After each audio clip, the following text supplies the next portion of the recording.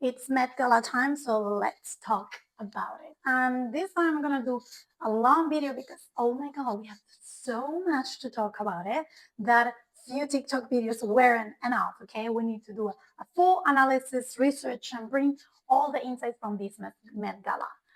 I'm here with the full notes to go through it, so let's get it started. Honestly, like I have been doing a lot of research to come to this video and give you all the info. A lot of hate on so many videos in TikTok saying that this Met Gala wasn't that good. Guys, Met Gala, it might be one of my favorite ones, okay? I feel that the celebrities this year did the research finally. We all know that this is not has been always the case. Oh my god, like the theme was actually fashion is art, the reinterpretation of all the designers together working with the celebrities. They were going to be talking about painting references, sculpture reference, even like theater, music. I want to start talking about all the celebrities who were using paintings and painters as references. First one that I'm about to explain is Hunter Schafer, that maybe you don't know her, but she actually has been in Euphoria, so she's an actress, was wearing Prada. And she is reinterpreting one of the most beautiful paintings from Clint. And just a spoiler, Clint is going to appear a lot in this video. The portrait is called Mada Primavesi. Take a moment to see the portrait and see the dress. She literally looks like the lady in this painting. Even like the bow detail. I feel that this reinterpretation of this painting is insane, and Prada has done such a great job. The next one that is also using a reference of Klein. Klein is one of my favorite painters, okay? The portrait of Adele Bonchbeur. Beautiful. You can see everything in that dress. Look at her and look at the painting. And one of the queens from the Met Gala this year, Madonna. She's mothering, okay? She not only did a full reinterpretation of a painting, she came in with her own soundtrack. Yes, there was a very specific soundtrack that has to be playing at the Met Gala red carpet at the moment that Madonna was entering. And that was not enough. Madonna was coming with a whole crew. She's reinterpreting one of the Surrealist painters called Leonora Carrington. And actually, the painting that she was referencing is The Temptation of St. Anthony. And it's so freaking similar.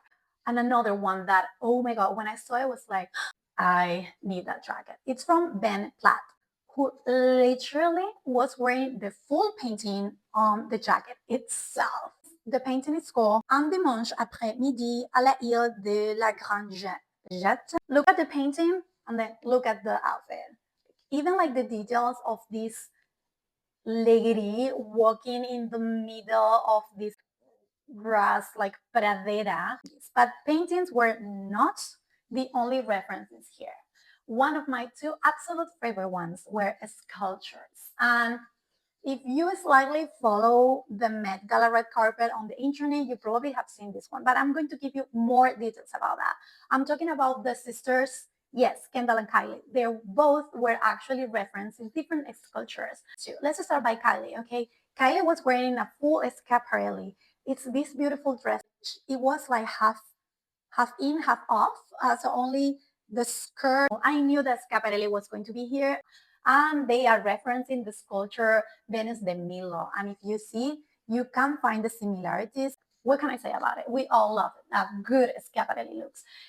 The other sister, Kendall Jenner, was wearing Gap. Yes. Okay, but let me explain you the sculpture references and then we go to that full topic because we need to discuss it. References is, and this time I need to read it because these names are so freaking hard, okay? The Winged Victory of Samothrace, period. But guys, the best part of the dress, it was not shown in the red carpet. At first, I thought that this picture with the wings fully open, which it was such a moment for the red carpet, they decided only to show it inside the Met Gala, inside the museum. I don't know why, and I honestly thought at first that this was AI pictures. This was AI swap. Zach Posen is actually the designer behind this full dress. which is actually from Gap Studio. Yes, as I said, Gap. So let's open this topic, okay? Gap is not a luxury brand. We all have wear Gap. We all have bought something at Gap. Gap is the sport wear, sandalero, sudadera.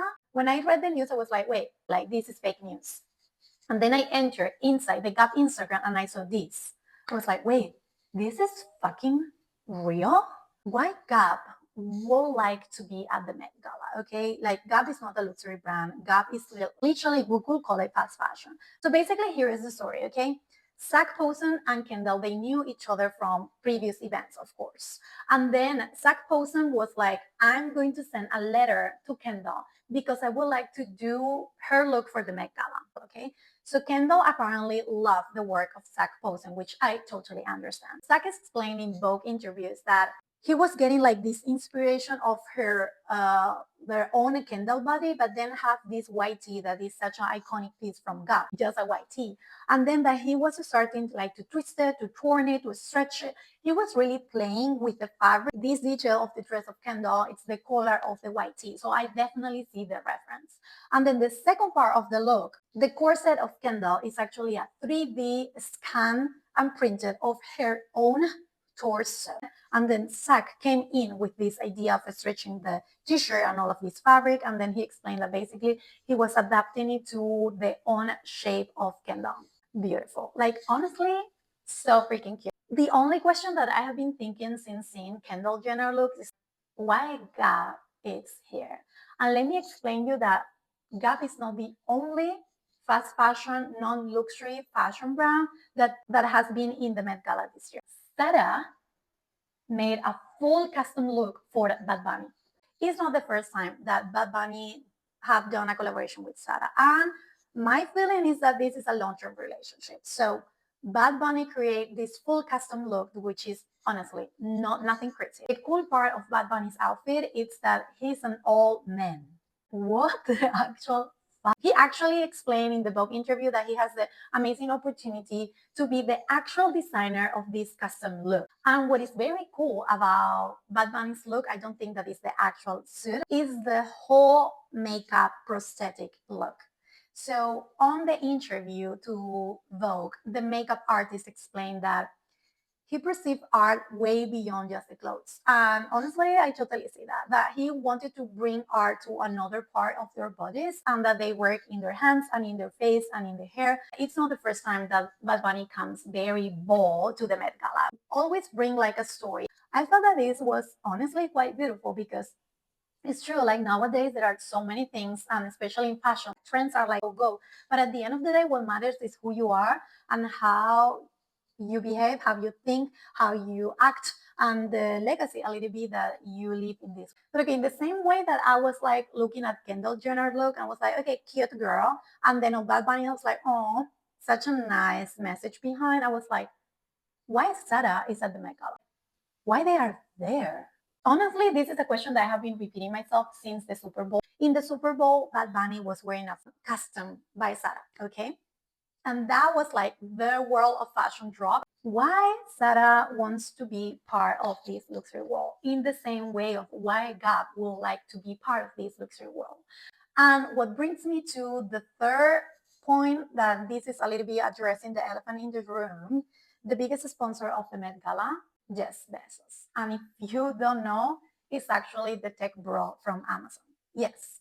So why fast fashion brands plus tech guys are now in the fashion luxury space? You probably know that luxury fashion, it's not been in the greatest year, okay? 2024, it was, 2025 was like, woof, and now we are in 2026. Things are not looking better. So basically, Jeff and Laura Bezos were in the red carpet. Yes, Lauren or Laura Bezos, it was wearing this dress, and this was the reference. Not gonna comment on this outfit. You can understand what I think about it. So I have two theories from what I have seen from the insider information. If luxury fashion is going through a crisis, at the end of the day, luxury brands and luxury fashion needs money. And who has the money? Shane, Temu, and all of these, like not fast fashion, but ultra fast fashion brands are only growing. Even Shane became amenaza of Zara at that time. Honestly, I think that this is the reason why Zara is moving a little bit to the luxury fashion. But at the end of the day, the luxury fashion, it looks such an elite, like close space, even mean girl bag. People don't really see why go and then buy a luxury fashion item, simply because I think that we lost a little bit of the artisan work and effort that it was put into the luxury piece many years ago. Okay. So now the people were like, oh, okay, see, if this is just a tee with like a logo for my status in the society, I can literally buy the copy from Shane, which is like a 1% of the value of the original one. So luxury fashion, it's not giving luxury anymore. So I feel that all of these collaboration are giving money to the luxury fashion to survive. I don't know. This is my theory number one. My theory number two, which honestly could be combined, I don't know. You guys will tell me what you think about it. I'm dying to know your opinion, okay? Because as I said, there is not so many people talking about it. Those other brands, here I'm talking about Gap, here I'm talking about Zara, so Inditex, they know that there is a space in luxury fashion that not so many people is paying attention, because the reality, and I don't know why they are not paying attention to this. In days that you are on a crisis, if your company is on a crisis, you need to sit down, like go back to your customer, go back to the actual society in order to understand why the hell we now don't care that much about the luxury fashion anymore. Luxury fashion is a little bit like, I don't know what's going. And then Zara, Gap, and many other of fast fashion would like to move to a little bit of a higher. So Gap and Zara are taking it very, very strong. And I'm actually trying to see who is going to be the next one, because if this works, like Zara and Gap are taking the risk, okay, are taking the risk to be inside the luxury fashion. And all of us are really questioning, like, can a fast fashion brand become a luxury fashion? A lot of many other fast fashion brands will come and will do the same move. They are only the brave one to actually do it. So as you can see, we had a lot to say about the Met Gala. And I hope I covered everything. Honestly, I was doing all the research, though you don't have to. I hope that you learned so much as well. Now, if you really like it, it's a moment to like, subscribe, leave a comment. I will see you here next week. I will also see you on my Instagram and TikTok, LinkedIn, all my social medias. Yes, I'm there. So I will see you on the next one. Ciao. Mwah.